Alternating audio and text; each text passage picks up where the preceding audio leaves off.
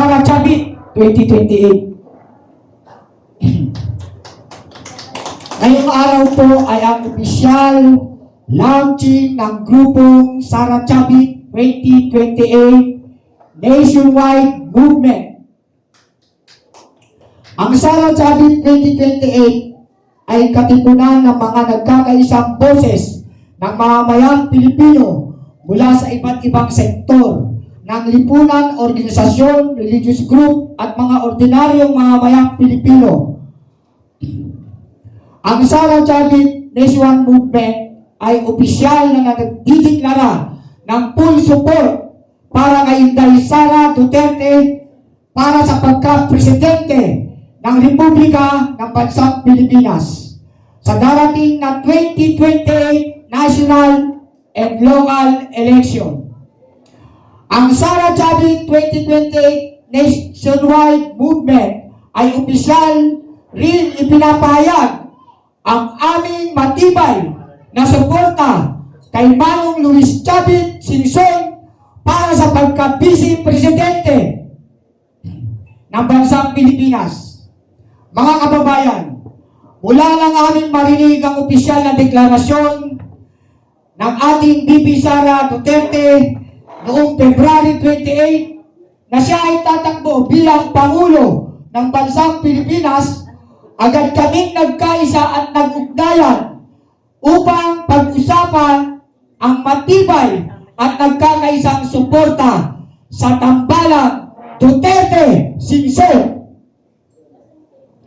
Marami pong nagtatanong, bakit daw napili namin ang tambalang Sara at Chavit? Simple lang ang sagot namin dito. Napili namin si Sara Duterte sapagkat si Inday ay isang leader na may puso, may malasakit at higit sa lahat, may tapang na harapin ang bawat unos o problema ng Bansang Pilipinas na wala sa kasalukuyan ngayon. Napatunayang si Sara Duterte ay may kakayahan na mamahala ng Bansang Pilipinas dahil siya lamang ang nakikita namin na mayroong tunay na malasakit at pagmamahal sa ating Bansang Pilipinas na ngayon ay lumalangoy na sa kumunoy ng kahirapan. Ipinapakita ni Inday Sara Duterte ang kanyang husay sa paglilingkod mula sa kanyang karanasan bilang lokal na opisyal ng lalawigan ng Davao, ay makikita naman natin ang isang tunay na kaunlaran sa lalawigan ng Davao. At ito ay kayang gawain sa buong Bansang Pilipinas.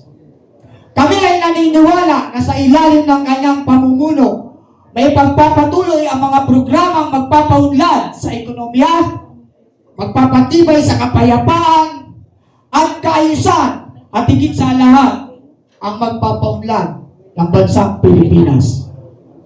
Subalit ito hindi niya kayang gawin kung wala siyang kaagapay na isang tunay din na public servant o isang tunay na may puso para pagmalasakitan ang tunay na ugat ng problema ng ating bansa.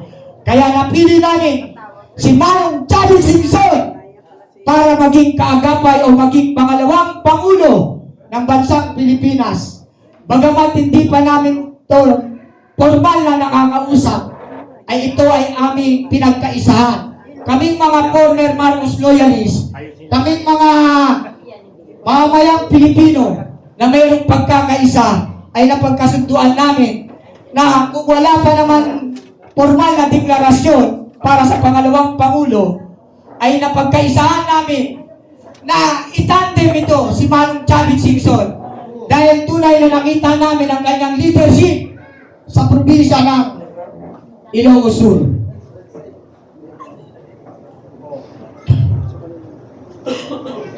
Ngayon po ay kasama namin ang mga former 1980s Marcos loyalists.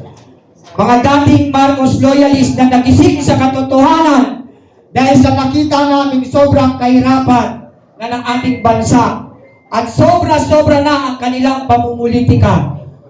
Kaya ngayon nagkaisa kami na isulong ang Sara Chavit na tandem para magkaroon na ng isang tunay na pagbabago sa angkas ng pamumuhay ng mga mamamayang Pilipino. Tayong lahat po ay apektado sa usapin na ito. Kaya dapat magkaisa po tayo at tutukan ang tandem ng Sara Chavit 2028.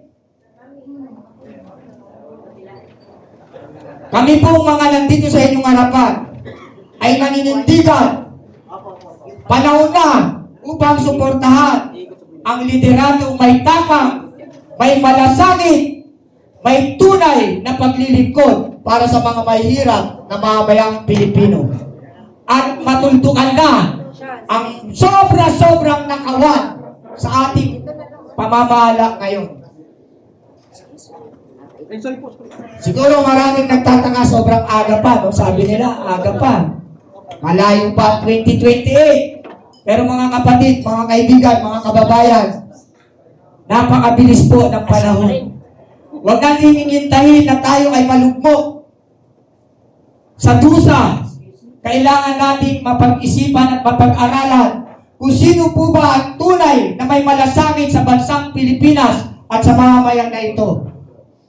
Kaya, maging matalino tayo sa pagboto sa darating na 2028. Kaya kami, ng mga former Marcos loyalist na narito ngayon sa inyong harapan, ay iminumungkahi at isinusulong ang tandem ng Sara Chavit Singson na maging Pangulo ng bansang Pilipinas at maging pangalawang Pangulo ng bansang Pilipinas.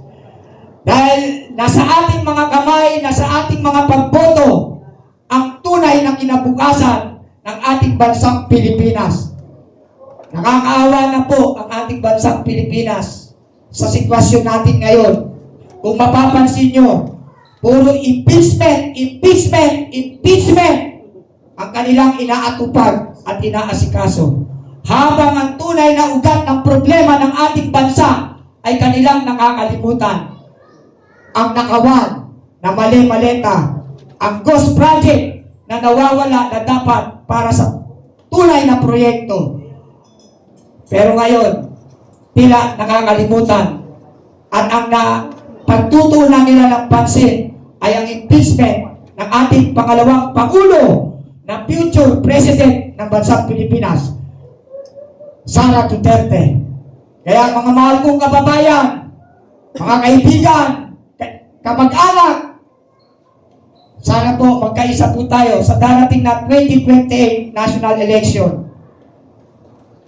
Maging matalino tayo sa ating pagboto.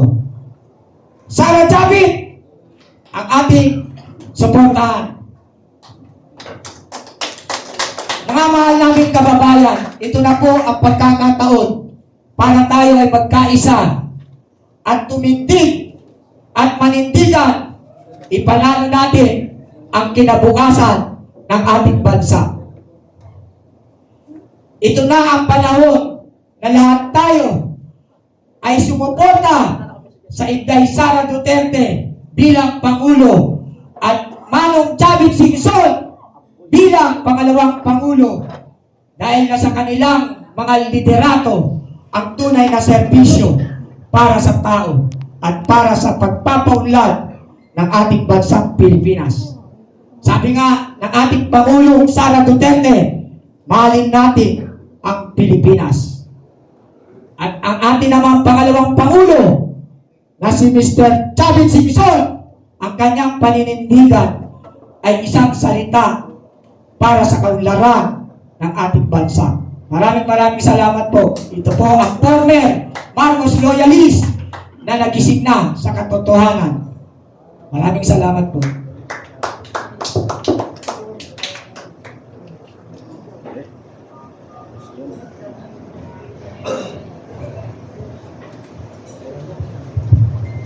Magandang hapon po sa ating lahat, mga nandito po. Kung may nais magtanong sa inyo, ay open po ang table natin para sa mga katanungan ko. Maraming salamat.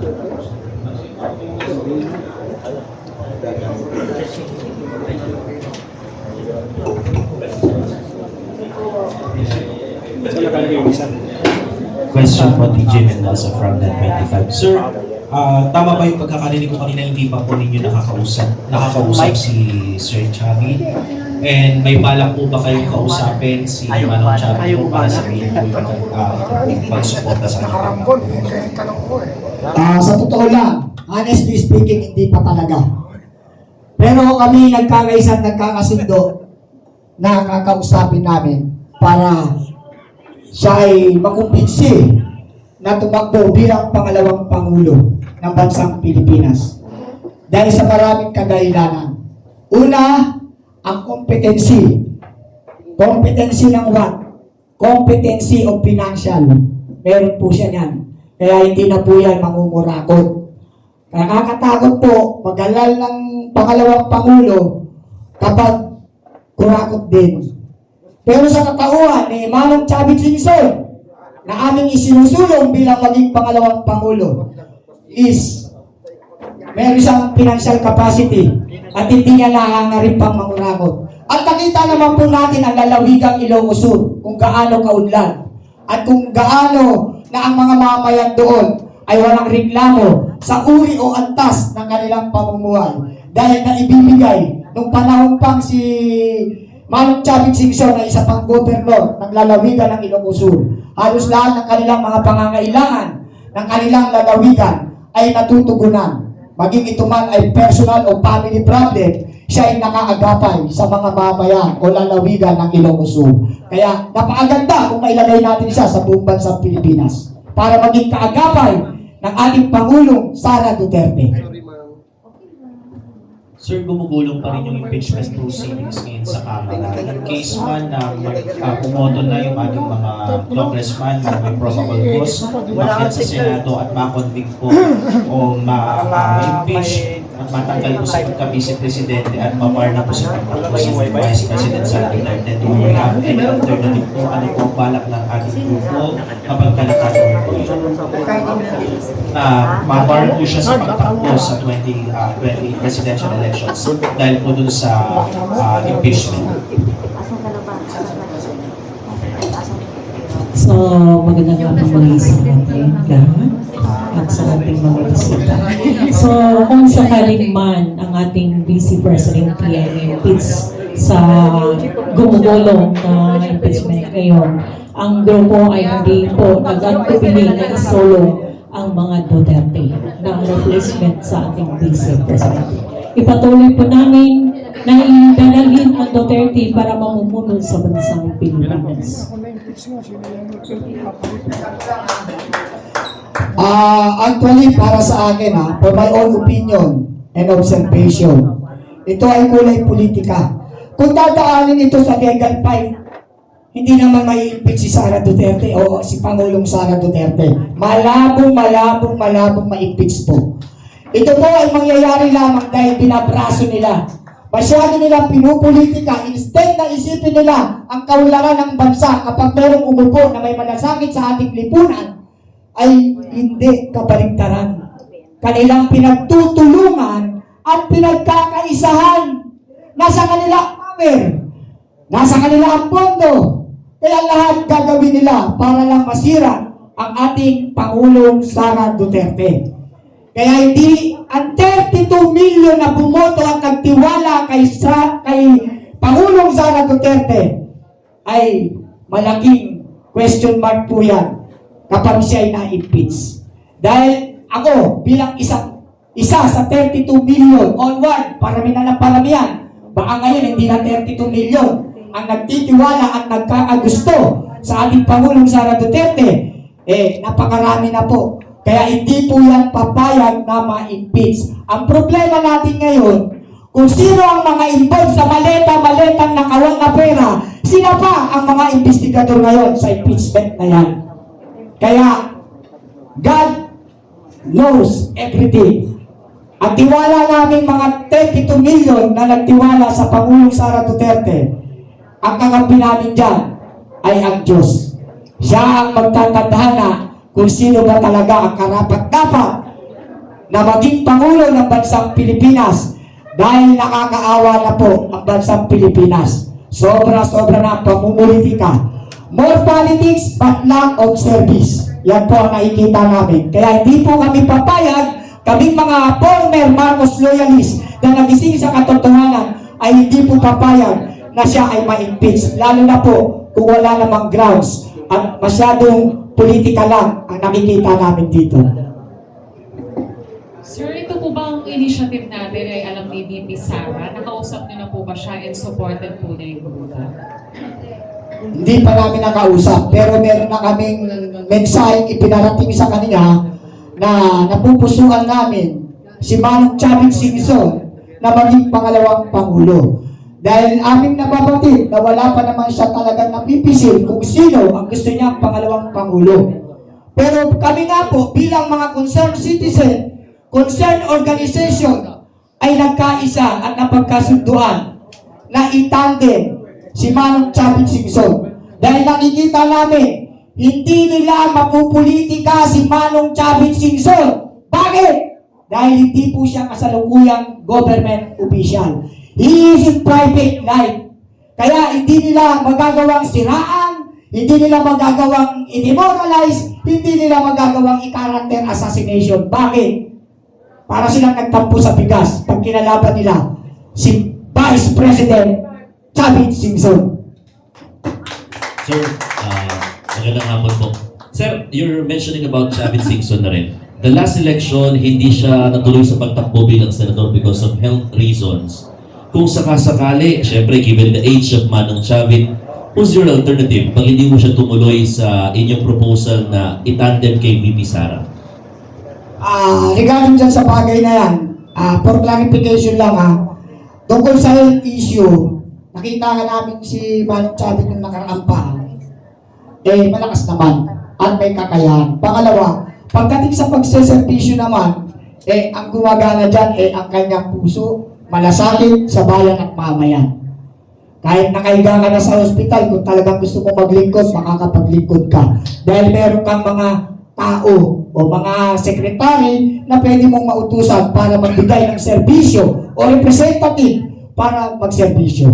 Ngayon, kung sakali mang hindi siya umayon o hindi siya namin nakumbinse, ilalagay o ibibigay namin ang final decision making sa Pangulong Sara Duterte. Siya po ang may karapatan at nakakaalam kung sino ang gusto niya talagang iupo o sino ang gusto niya maging kapartner bilang pangalawang Pangulo. Dahil sila ang magsasama, sila ang magtutulungan, dahil kailangan po pag Vice at President, kailangan may teamwork, may pagkakaisa. Yun po ang wala ngayon, magkalaban ang Vice at ang Pangulo. Namumulitika ang Pangulo habang ang Vice ay nagseservisyo ng totoo. Sir, para lang sa context ho, no, ng inyong movement, gaano karami ho yung inyong samahan, itong grupo na ito, nationwide kamo po itong movement na ito, and you are saying most of the members are former Marcos loyalists. Can you please let us know lang kung ano-ano ho ba itong grupo na kabilang dito sa movement po na ito? Gaano karami? Sino-sino? Salamat po. So, sa movement na sumusulong po sa grupo na sa Charles Sara Chavit, marami na po ang mga moment. Isa na po ang ating moment na Sara Inc., Inday Inc., at Maasada, at iba-ibang mga grupo na nagsusuporta. 700 more ang ating mga grupo na sumusuporta sa Inday Sara at Chavit. For clarificatory answer doon sa ano po ninyo, ang movement na ito ay composed ng 700 groups, parallel groups ang sumusuporta po dito sa ano na to. So kabilang na dito ang kilusan ng mga bagong leader sa Pilipinas Incorporated, na composed nito ay nasa more than 10 million members kami na sumuporta noon kay Bongbong Marcos. Now nasa Sara Duterte na ang organisasyon na ito. So yan, sa 700 na organizations na sumusuporta at bumubuo dito sa movement na ito, solid po ito na para kay Sara Duterte sa 2028. Hindi lang po kayo puro taga Mindanao, sir. Di ba? Meron mga taga Luzon. Yeah, ang dito sa organization ko na lang, sa KBL Pilipinas Organization Incorporated, ay compose ito ng mga members and leaders na manggagaling sa Luzon, Visayas, and Mindanao. Thank you.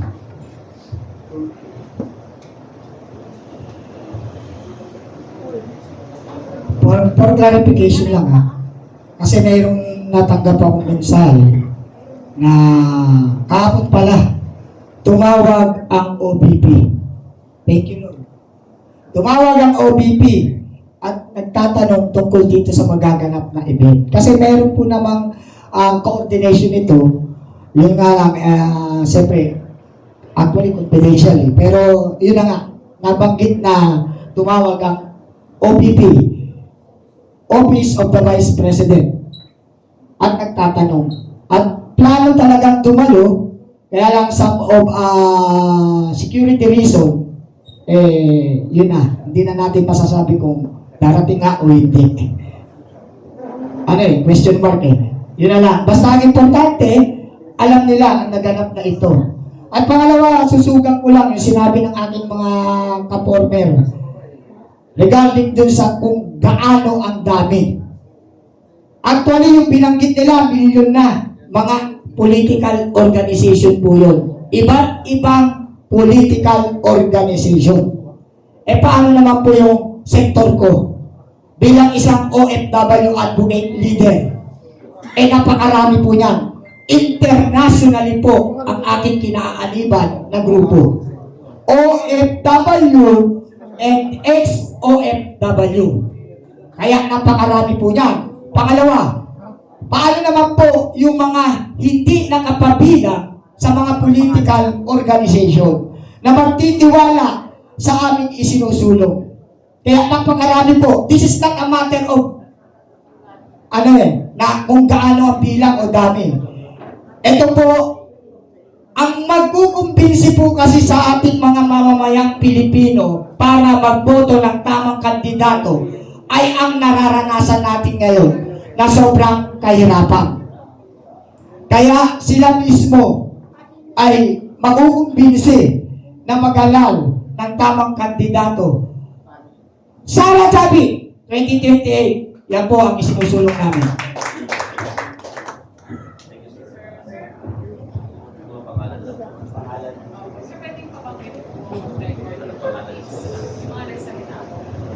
Ako nga pala si Ferdinand de los Reyes, Tubong, Caloocan City, ex-OFW leader and advocate po.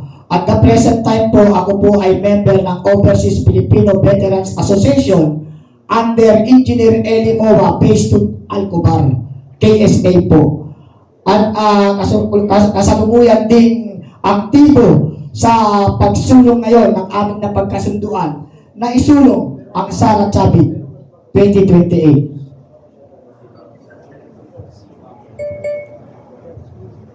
So ako po si Erdaline Golis sa Togohong, Mindanao, at ngayon po nakatira sa Luzon.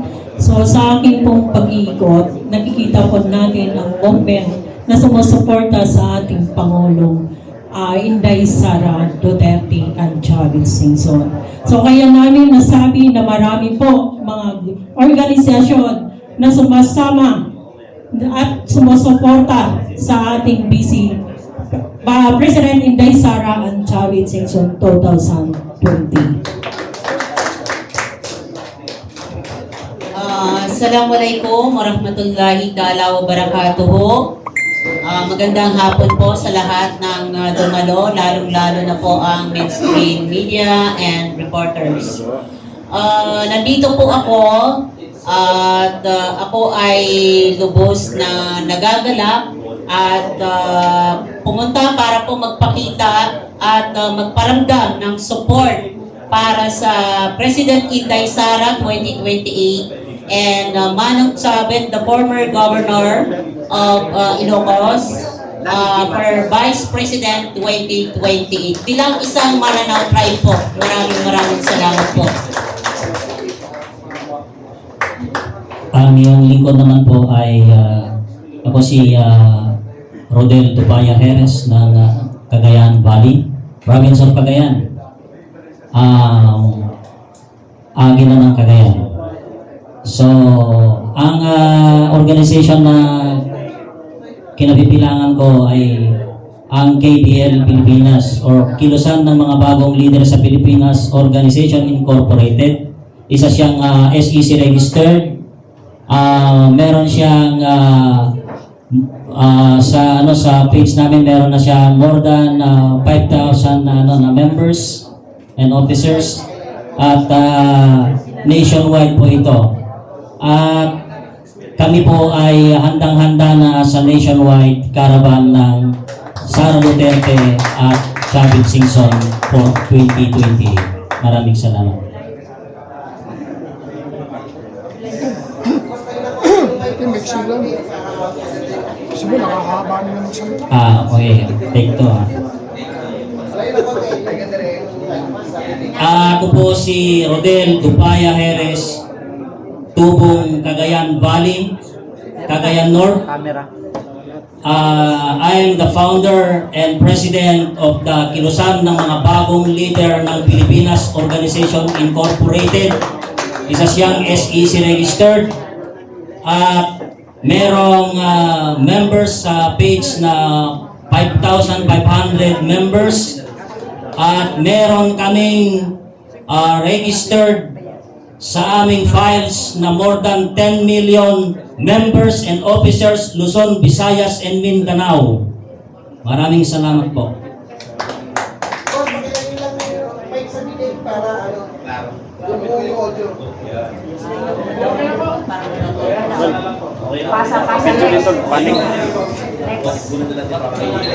Mula doon. Ikot-ikot.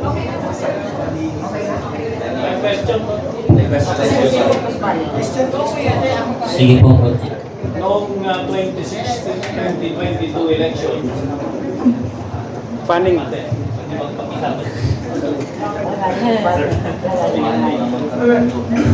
Val Gonzales po, DCRH.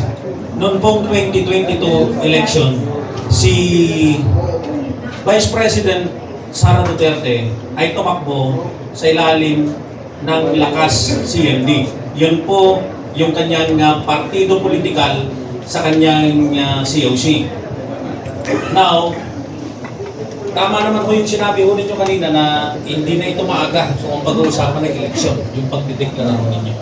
At this early ba, nakita na rin ho ninyo kung anong political party ang bubuuin ng dalawa para sa kanilang pagtakbo sa pagkapangulo o sa presidency? Sa ngayon, para sa akin, wala pa ako nakikita. Pero sa amin kasi na pag-uusapan namin, hindi naman para sa amin kasi hindi kami nakadepende kung anong political ang nila pagsasamahan nila Pero rerespetuhin namin kung ano man ang kagustuhan ni President Sara Duterte at ni Vice President Chavit Singson na political party na aaniban nila, ay rerespetuhin namin. Pero ito lang masasabi ko. Para sa akin, bilang isang tagapanguna na rin dito sa aming samahan, ay masasabi ko hindi namin masyadong inaano kung ano man political party. Kasi ang pinaka-main objectives namin dito, yung kakayahan nilang maglingkod sa mga mamamayang Pilipino at yung kanilang pagmamalasakit at pagmamahal na muling maibalik ang respeto at kapayapaan sa ating bansa. Doon kami nakatutok talaga. Hindi yan, kung meron mga political party na sila'y aaniban, that is not our priority. Ang amin, kung ano ang political party na kanilang gustuhin, re-respeto kami doon. Dahil sila mas nakakaalam nun, hindi kami. Pero kami naman, ang pinaka-objectives namin, yung kanilang maibibigay na serbisyo para sa tao at yung pagpapaunlad ng ating bansa. Dahil nakakahiya na po tayo sa ating mga kapitbahay na bansa. Iwan na po tayo dahil sa sobrang pamumulitika. Tuldukan na po natin itong politika na ito. Dahil ang mga mamamayang mahihirap ang apektado. Kahit kayo, lahat tayo dito ay apektado ng nangyayaring pamamahala ngayon. Sobra na po ito, hindi na po ito makatarungan. Tayo po ay bansang malaya, kaya dapat po maging malaya din tayo sa pangungurakot ng mga kurakot na politiko. Maraming salamat.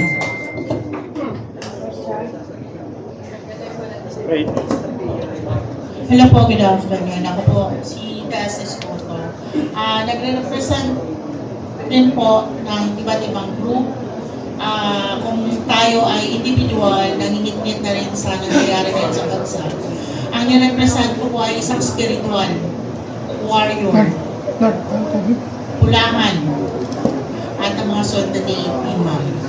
So mag-ibang grupo yun, nationwide sila. Isa din po sila ngayon sa mga nananayangin na sana magkaroon na ng kaayusan. So, ang group na yon ay million rin na mga nagkakaisang tunay na tunay na may malasakit sa bansa. So, sa ngayon, ako lang po muna representative nila, tagapagsalita sa grupo na yun. Bilang spiritual warrior, Haring Bakal, Pulang-Pulangan, at saka Imam sa grupo.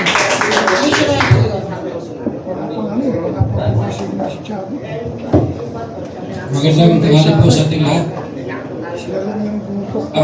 Pasensya na kayo sa boses ko medyo pause kasi kung napansin po ninyo, yung uniform po namin, 3 linggo na po kami nakipaglaban, sumisigaw sa harap ng Korte Suprema, kaya panawagan kung ano bang nangyayari sa ating bansang Pilipinas ngayon. 3 linggo na po kami at ang aking mga kasama sa DRS, Duterte Rider Supporters, natutulog sa liwasang Bonifacio kasama ang mga tauhan ni Congressman Leandro Leviste na galing sa Batangas. Ngayon, ang masasabi ko lang regarding sa suporta sa Sara Manong Chavit for President and Vice President. Sa ngalan po ng Duterte Rider Supporters, Luzon, Visayas, Mindanao, may mga membro po kami. At kami po ay alliance sa lahat ng motorcycle riders sa buong Pilipinas. Lahat ng riders dito sa Luzon, grupo ng riders sa Luzon, kami po ay nagkita-kita sa araw ng linggo dahil sa sinusulong namin na charity events. Hindi lang kami Duterte Riders as a motorcycle riders, kundi kami rin po ay tumutulong lalong-lalo na sa mga may sakit. Kami po ay nagtugo kung saan mayroong charity events na inimbita ang DRS Riders. Ang aming mga kasamaan, hinahati-hati po namin. Meron sa Batangas, meron sa Laguna, meron sa Cavite, meron sa NCR. Para lang po mapabot ang aming tulong. Kaming Duterte Riders, kahit singkong tuling, wala po kami tinatanggap. Pero kaya po namin manindigan para lang sa kapanaan ng kapakanan ng taong bayan. Ang aming pong pinaglalaban araw-araw, yung boses ko, kakasalita araw-araw sa harap ng Korte Suprema, sa ilalim ng init ng araw, upang kalampagin ang Supreme Court para sana naman ang hinihiling naming petisyon para sa habeas corpus ni Tatay Digong na mapauwi na sana siya. At lalong-lalo na ang ginagawa nilang fake impeachment ni Bibi Sara. Walang kwentang impeachment na yan. Alam ko, hindi magtatagumpay yan. Ang kasamaan, hindi magtatagumpay laban sa magandang asal po ng tao. Maraming salamat po. Ako po si Ray Salanda mula po sa Duterte Rider Supporter.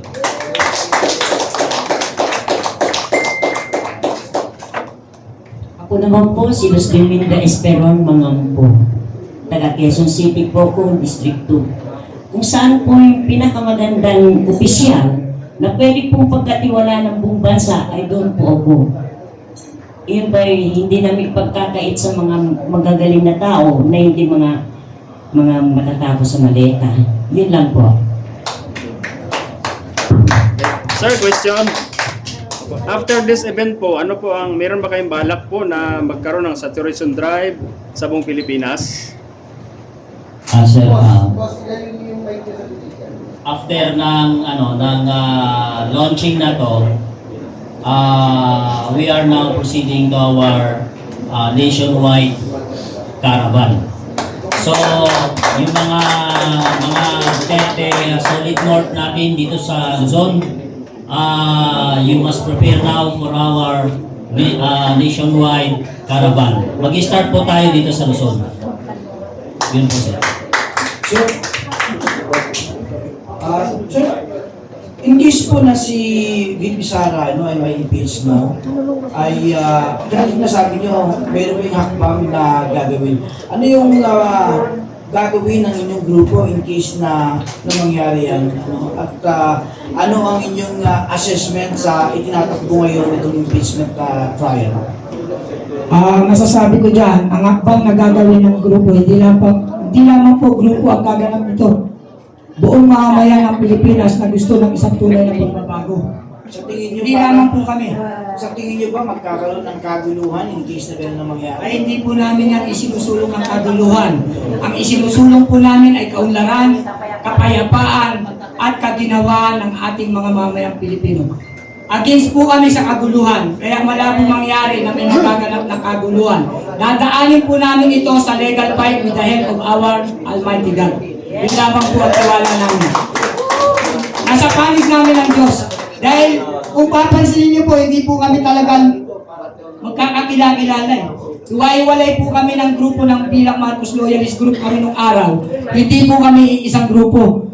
Iba-iba po yan. Nagkita-kita na lamang po kami nung nagkaroon kami ng withdrawal of support at naalarma yung ibang mga Marcos Loyalist na nagising na sa katotohanan. At ito kami ngayon, bumuo ng isang samahan na magpoprotekta sa bansang Pilipinas at magpapayo, magbibigay o magsusulong ng isang magandang serbisyo ng gobyerno. Dahil ang tunay na isinusulong namin ay ang maging Pangulo si Sara Duterte at maging pangalawang Pangulo si Mr. Chavit Singson. Bakit hindi mo natawag kanina na peke itong impeachment trial? Walang binanggit na peke. Ang gusto nagsabi doon? Di po ako. Wala po. Tsaka hindi. Ganito lang po yan. Hindi literal na peke yan eh. Kung sakali mang meron kayong narinig na peke, ibig sabihin, hindi totoo. Ngayon, politika kasi. Politika nangyayari. Yung impeachment na yan, kung papansinin nyo, yan ay isang pamumulitika.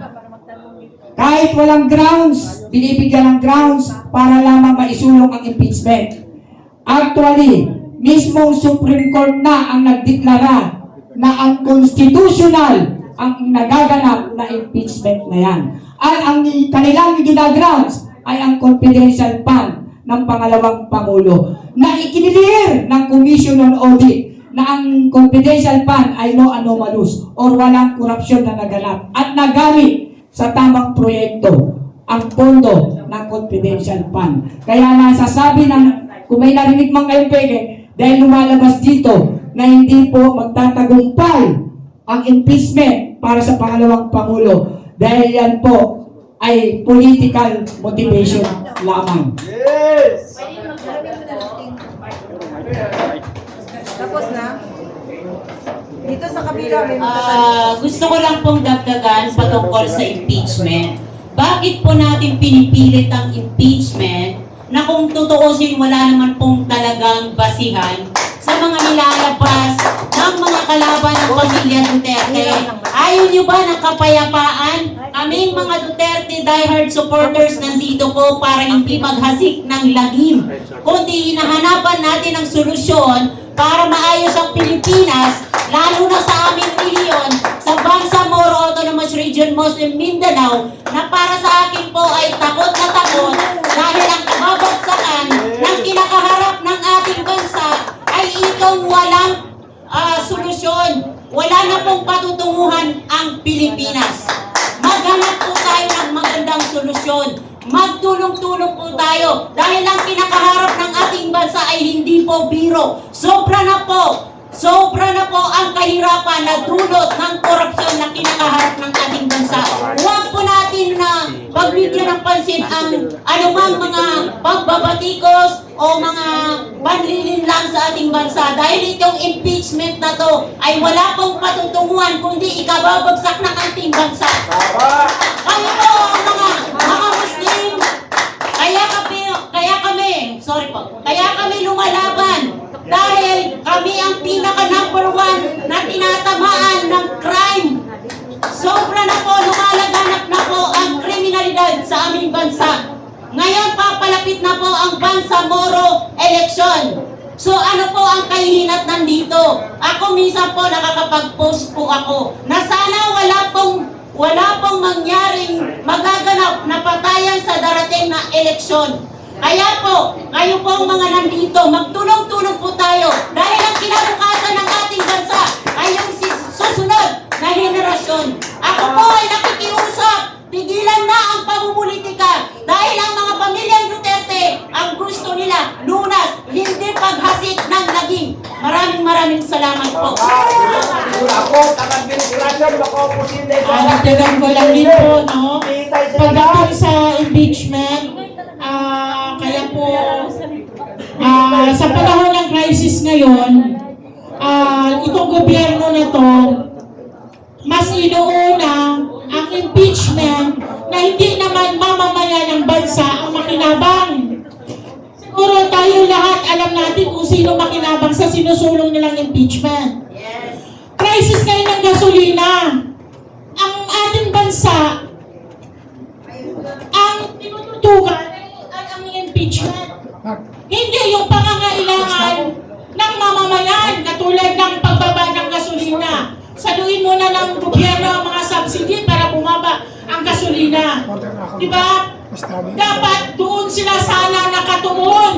Kaya nanawagan ako sa HOR. Pabagsak na ang bansa natin, crisis. Unahin nyo muna ang gasolina. Kasi ang mamamayan ng bansang ito ang makikinabang. Sobrang hirap na. Hindi nyo pa maramdam ang kahirapan. Or kami, dahil kami ang nasa laylayan, kami unang nakaramdam. So instead na mag-impeachment tayo, unahin muna natin pababain ng gasolina at lahat ng unang bilihin ng mamamayan. Yun na po, maraming salamat. Hello? Hello po, sagot na po. Sagutin ko lang po si Sir, no? Ako po yung nagsabi na fake impeachment. Tinatanong mo sa akin, tinatanong mo kung bakit po tinatawag na fake impeachment. Ito yung Sir nagsagot. Ang Kongreso ba ay may karapatan para gumawa ng proseso para sa impeachment? Hindi, di ba? Kasi ang authorized lang magkandak na impeachment trials ang Senado. Kaya sinabi ko na fake impeachment. Salamat po.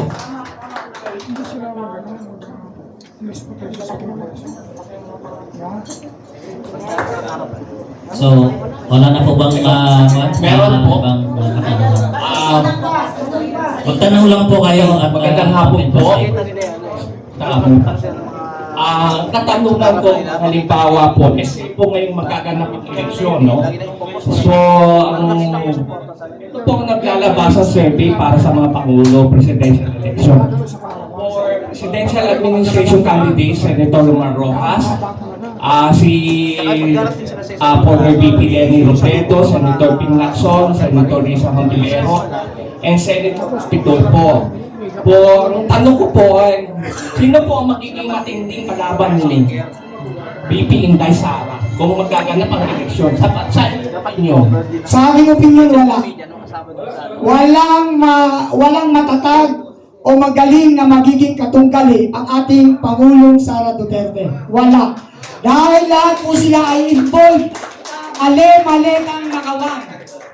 Lahat po sila, yun nga po ang isang malaking question mark para sa akin, question mark, na kung sino ang mga involved sa mali-malitang nakawan, sila pa ang nag-iimbestiga ngayon. Yan nga po, sana po yung nagsulong ng impeachment, Hindi naman namin sinasabi totoo o hindi yun, no? Kasi nandyan yung 18 Marines, nagsasalita, may mga video, may mga pinapakitang evidence at naimbestigahan na rin sila ng NBI. So, kung sino-sino po ang nandun na nasa HOR, huwag mag-step down sila. Bigyan nila, ipakita nila, kung hindi man sila nun, hayaan nila na magkaroon ng investigasyon. Hindi yung ginagawa nila yun para sa, di ba, alam na natin kung anong ibig sabihin ng ginagawa nila. So kung andyan ang pangalan niya sa listahan, please naman, magkaroon naman ng kahilingan. Para naman, alam na natin. After nito, nasa In addition doon sa ating impeachment issue, maging kahit man hindi tayo nag-aral ng abogasya, ang mini-impeachment trial na sinasabi nila dyan sa House of Representatives, na dinidinig nila yan, useless naman yan. Useless yan. Dahil gaya na sinabi ni kanina, na trabaho lang ng HOR ay tingnan kung sufficient in substance ang kaso kay Sara Duterte para dalhin doon sa Senado. Bakit nila dyan inuusgahan na dyan pa lang sa House of Representatives, pinapalabas na ang ITR niya, pinalabas na ang kanyang mga salin, mga bank accounts, which is bawal yun. Napakasimple. Kayong mga mamamayang Pilipino, huwag tayong maging tanga dahil sa dito sa circus ng politika na ginagawa ng mga haral, ng mga congressman at mga politiko natin dito sa bansa.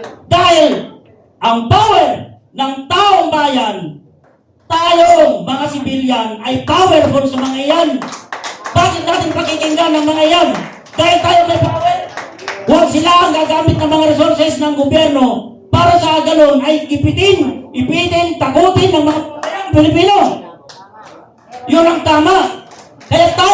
Kaya kami ng mga Marcos loyalists na doon na sumusuporta sa mga Marcos ay ngayon, tinatalikuran na namin ang mga Marcos na yan dahil mali ang kanilang pamamalakad sa ating pamahalaang gobyerno ng Pilipino. Yun ang totoo. Kaya huwag tayong maging bulag. Huwag tayong magiging bigi sa katotohanan. Bakit natin papayagan na ang mali ay magiging tama at ang mga tama ay magiging mali? Diba? Napakasakit sa atin kung kayo man ay hindi nakapunta sa ibang bansa, nagtrabaho sa ibang bansa, ay makikita ninyo ang pinagkakaiba. Dahil ang mga Pilipino ay asa ang pagtingin ng ibang lahi sa atin. Kaya ngayon, nandito kami sa inyong harapan para sa ganun ay baguhin ang maling sistema at pamamalakad ng ating pamahalaan. Para sa ganun ay mataas ang pagtingin sa atin at mayroong integridad ang mamamayang Pilipino sa ibang bansa.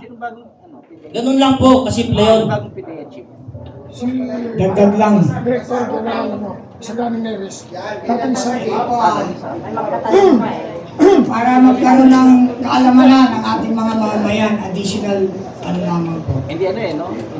Ang tunay na gobyerno po ay tayong mga mamamayan. Dahil without peoples, no government. Yun lamang po. Pero kasi may mga tinalagaan na lang siya mga spokesperson. Katanungan niyo po kanina. Follow-up question, sir. So, plan B, kung hindi po magpapatuloy si Vice President Sara Duterte, in case impeachment or disqualification case, mas si dating Pangulong Rodrigo Duterte na si Senator Robin Padilla for Vice and Senator Bongo for Prep. So, supportan po niyo po ba sila kung in case na mag-disqualify o impeach si Vice President Sara? Depende sa political issue. Mapagpalang araw sa lahat, mapagpalang araw din sa iyo, mahirap masabi na kaagad na susuportahan yung mga delegado o naka-align doon sa mga Duterte, no? Kasi wala pa naman yung paghusga o yung paghatol. Pero yung presumption, mahirap kasi ilatag kaagad yan sa publiko. Magkakaroon ng komplikadong issue yan at magpapagulo yan. Yung katanungan na sinagot ko yan, magkakaroon yan ng komplikadong imahe sa utak ng mga tao. So tayo mismo ay magkakaroon ng diskurso. Pero ito lang ang sagot ko. Hindi pwedeng umatras ang isang Inday Sara Duterte kapag sinabi niya. Kung mayroon man na may pasubali na siya ay aatras, maaring mayroong tangka sa buhay. Hindi sa kanya kasi alam niya, pwede niyang i-air yung kanyang buhay kasi nandiyan na sa serbisyo. Pero yung katanungan na susuportahan namin ng Bongo si Robin Padilla, depende po yan doon sa pag-uusapan ng kabuuan ng mga grupo na ito. Pag ito po ay nagkaisa na sila ay suportahan, yan po ang magiging representante o mga lideratong tatayo para sa mamamayang Pilipino. Sir, follow-up. Positive po ito. For the record po, well known naman ngayon sa survey na nangunguna pa rin po si VP Sara over Leni Robredo for how many percentage. Tapos din po, sa last election, parang mas mataas pa rin naman ang boto ni VP Sara over President Marcos. Now, for that million, sa grupo nyo po, paano nyo po masisigurado na na-maintain pa rin yung mga taong bumoto kay VP Sara? At ano po yung movement nyo? Meron ba kayong mga signature campaign, millions, or not? Para po ma-maintain yung mga dating sumuporta kay VP Sara, tapos malakas pa siya naman sa survey, for sure naman ang winnability niya. Papunta pa lang po ako rito kanina, may mga messages na napapaabot sa akin dahil nga sa yung Sara Chavit at yung iba pang kinukumbine na maging vice presidente kay Sara Duterte, no? Ang akin lang ito, para alam ko makakarating to rin sa kanila. Tayo ay nasa isang Duterte community. Huwag tayong magkaroon ng division. Kung ano ang isinasangguni ng isang grupo o ng iba pang grupo, huwag tayong magkaroon ng hidwaan. Ito lang ang may contribute ko. So kung ano ang mapagkakasunduan ng lahat, irespeto natin ito. Kasi kung hindi, bihina, mas malakas ang Sara Duterte, pero yung bilang natin, magkakahati-hati tayo. So, irespeto natin kung ano ang mapagkakaisahan ng kabuuan, siya ang ating susuportan at ibigay natin ng buong puso, isipan at gawa para tayo ay hindi na puling malinlang nitong mapang-abusong sindikatong sistema nitong administrasyon na to. Para sa akin, ang media ang tagapaghatid at tagapaglathala ng mga impormasyon. Sana naman po, mabigyan nyo ng maayos na impormasyon ang mga mamamayang Pilipino na hindi tayo magkawatak-watak, kundi maging solido tayo dahil isa ba sa inyo ay alipin din ng mga nasa likod na kung sino nagpapasweldo sa inyo. Salamat po. Yan po ang mensahe ko lang. I'm sure kilala ho ninyo si Attorney Harold Respicio. Yun pong Vice Mayor ng Reyna Mercedes sa Isabela. Kasi 6 days ago, guest po siya sa Pandesal Forum ni Wilson Flores. May paririnig lang ho ako sa inyo. At itatanong ko sa inyo kung kayo ho'y naniniwala sa kanyang pananaw. Ito siya, paparinig ko sa inyo. Parinig mo ko tayo. Hi, sir. Ibiyan, Kamsat, makinig ka ng mabuti, mag-iingat ka. Dahil kapag na-impeach si Sara Duterte, magkakaroon ng revolusyon sa Pilipinas. Alam mo po kung bakit? Ang mga Pilipino ay gusto pa lang mapalitan. Dahil kayo po ang may pasimuno ng malawakang pagnanakaw sa ating bansa. At ang gusto nilang ipalit ay si VP Sara Duterte. Pero ayaw mong si VP Sara Duterte ang bumalik sa'yo dahil ginagawa mo itong impeachment na ito. At ang ipinupush mo ay yung mga taong hindi namin kilala. Papayag ba ang taong bayan sa ganong arrangement? Hindi po. Kaya po magkakaroon ng revolusyon sa Pilipinas. Ngayon po, ayaw na nila ang leader namin, gusto nilang palitan. At ang gusto nilang ipalit ay si VP Sara Duterte. At kapag hindi kayo papayag na ang gusto namin ipalit ay ang maging presidente ng Pilipinas, wala po kaming ibang choice kundi magkaroon ng revolusyon sa ating bansa. Okay, ngayon, bago po kayo sumagot, magtatanong lang muna ho ako. Kayo ba'y naniniwala dun sa kanyang nakikita? Isang magaling na abogado, isa hong halal sa kanyang lalawigan, sa kanyang bayan, sa Reyna Mercedes Isabela, itong si Atty. Harold Respicio. Magkakaroon daw ng revolusyon kapag tuluyang na-impeach. Anong pananaw ho ninyo rin? Ang pananaw ko dyan, that is a figure of speech. Siguro kung natatandaan nyo yung kaso ni Louis Beltran, nakasamahan nyo sa media. Nagsabi siya na nagtago sa ilalim ng kama ang ating dating Pangulong Cory Aquino. Pero, yun ay salita, bahagi, figure of speech. Bahagi lamang na hindi naman niya nakita at hindi rin niya kayang patotohanan. Kaya na-absuelto siya doon. Ganon din po ang pananaw ni Vice Mayor Respicio. Nirespeto ko po yan.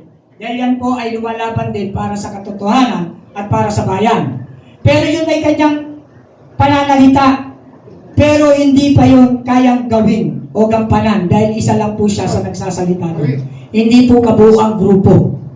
At kung may mangyayaring kami po ay hindi rin naman siguro madaling makumpinsi sa ganong forma, pag-uusapan po yan. Hindi po pwedeng padalos-dalos na kung sinabi na, susundin na ng lahat. Meron po tayong kanya-kanyang kaisipan. At meron din po tayong kanya-kanyang karapatan. At yung pong taong yan ay edukado. Maaaring yun nga, tulad ng sabi ko, figure of speech, bahagi ng kanyang pananalita, ba't hindi naman po niya kayang gawin yun na nag-iisa? Kailangan yan ay maraming mamamayan. Ayaw na po ng mamamayan ng kaguluhan dahil wala na nga tayong makain sa pagkainan natin. Manggugulo pa o magiging ganun pa. Salita niya lamang yun, saywar. Saywar lang. Dahil nga po, nakikita niya po na matigas ang ulo na hindi nakikinig, kaya nagsalita ng ganon para lamang po to aware. To be aware. Para ma-aware ang ating, kung sino man yung pinag-a-addressan niya ng kanyang pronouncement, para ma-aware lang na, may mangyayaring ganon. Nasa kanila na po yun. Pero para sa akin, wala pong magaganap na revolusyon. Dahil lahat po tayo, ang gusto ay kapayapaan, kaunlaran ng ating bansa. At kung meron mang isa sa amin na may magsusulong ng ganon, pag-uusapan po yan at hindi po yan mangyayari kaagad-agad. Dahil po, lugmok na po ang bansang Pilipinas, huwag na po natin tugtungan pa ng kaguluhan. Dahil may kaguluhan na nga po tayong kinakaharap sa iba't ibang bansa na apektado sa sektor ko bilang OFW leader advocate. Naawa din ako sa mga OFW na naiipit sa gera ang kanilang mga pamilya. Kaya iwasan, kung nabanggit man niya yun, wala pa naman talagang actual na pangyayari. At paano naman kung maging presidente ang ating Pangulong Sara Duterte? Iwala rin po yung kanyang pronouncement. Ganun lang po yun. Wala pong magaganap na revolusyon. Ang magaganap po ngayon ay tunay na solusyon. Tsaka sabit tayo! So, karagdagan lang doon sa sinasabi mo, pahayag ng ni Atty. Harold Respicio na siya po yung mayor ng Isabela. So, para sa amin na grupo, kanya pong freedom of speech yun. No? So, sa amin, hindi po namin sinusuportahan ang kaguluhan ng plano ng bawat isa. No? Ang ating po solusyon kung paano natin matulungan ang ating bansang Pilipinas. Dahil ngayon, tulad ngayon sa kahirapan, tingnan na lang natin ang problema natin. Isa na ang belt natin sa Meralco. Nakita ba ninyo yan? Na tayo po ay nagbabayad sa senior citizen at 4-piece? Bakit tayo, mga consumer, ang nagbigay sa mga programa ng gobyerno? Saan pala ang pera ng taong bayan? Bakit tayo, mga consumer, ang naghahandol para sa kanila? Solusyon ba yan para sa taong bayan? Kung gusto ang gobyerno na tulungan ang masang Pilipino, gawa nila ng paraan dahil mula sa pera ng gobyerno. Kasi nagbabayad tayo ng tax. Nasaan ba ang tax ng taong bayan? So, ang ating solution, hindi tayo kasama sa problema. So, sa amin naman, ang kami po sa Sara Chavit, magkakaroon po kami ng nationwide caravan. Saan magsisimula yan? Para po, marami na supportahan po natin ang mga probinsya na nagtatawag na po sa atin na sumusuporta sa Chavit Sara Chavit Movement 2020. Ma'am, saan magsisimula yung caravan nyo at saan magtatapos? Luzon po. Luzon, Visayas, Mindanao. Hindi, saan siya? Basta Luzon po, sir, hindi muna namin sabihin kung ano yung answer. Bakit? Malalaman nyo rin po yan. Kasi may mga contact din yan. So, ganito po, dagdagan ko lang po yung pahayag ng kasama namin regarding sa salaysay ni Atty. Despisio. Sa ngayon po, nakikita naman natin, magulo na talaga.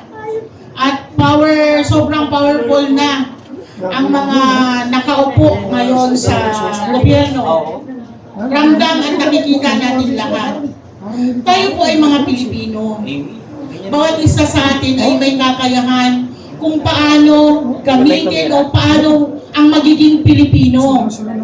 So ito pong Sara Chavit Movement, hindi po to basta-basta sumang-ayon sa ganung ganap. Kasi ang nais lang namin dito, magkaroon ng tunay na maglilingkod sa bansang ito para maging mapayapa ang bansa at uunlad tayo. Nakakahiya na sa mga kapitbansa natin sa Asia na patuloy sila umunlad kahit krisis ang nangyayari sa kanilang bansa. Samantalang tayo hindi nagkakaisa, hindi nagtutulungan at patuloy na lulugmok. Diba? So, suriin nyo ang sarili nyo ngayon. Alam natin na hirap na sa mga bilihin, sobrang mahal. Paano pa kaya yung kapwa natin na hindi na kaya bilhin? So, ano mangyayari? So, dito po sa Sara Chavit, ito yung nakikita namin na mamumuno at talagang unahin ang mga taong naniniwala sa kanila, na magluklok sa kanila ng mga pangangailangan ng mamamayan. So dito po sa impeachment naman po, ulitin ko, hindi din namin papayagan na maulit kay Mr. Corona na ina-impeach siya, then pagdating sa Supreme Court, wala naman nangyari, panalo siya. Pero ano nangyari sa kanya, namatay siya. Dati kasi, wala talaga nagsasalita. Nakakamping niya. Halos lahat nun, blackout ang media. Pero yun ay Pilipino. Lahat ng mga paratang sa kanya, walang katotohanan. Sa ngayon, natutuwa kami, dahil ngayon si BP Sara naglalabas na rin. At hindi lang siya, pati kami, kung ano nakikita namin. Naglalabas kami kung anong nararamdaman namin na ang impeachment, wala talagang patutunguhan maganda para sa bayan. Paghihirap lang ang dulot nito. At yung mga ginagawa nila, meron pa namang sinig. At dyan, battle of the law na yan. Kasi pareho naman sila lawyer. At maliban doon, mayroon mamamayan sa likod nila. So, hindi namin hayaan na may tulad na Corona na maulit-ulit ang impeachment na yan. Yan lang po.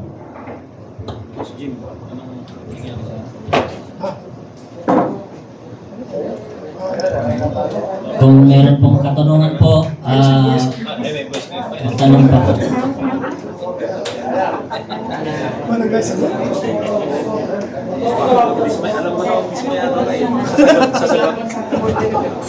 Wala na po magtatanong?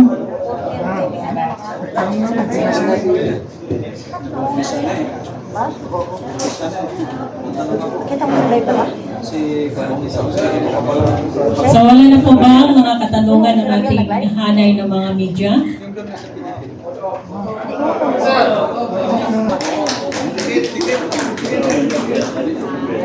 Mon! Belated happy birthday, Mon!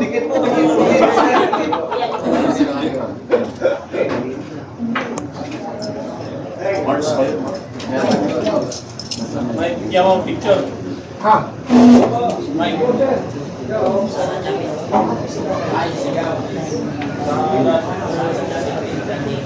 Thanks yung type of question. Birthday mo.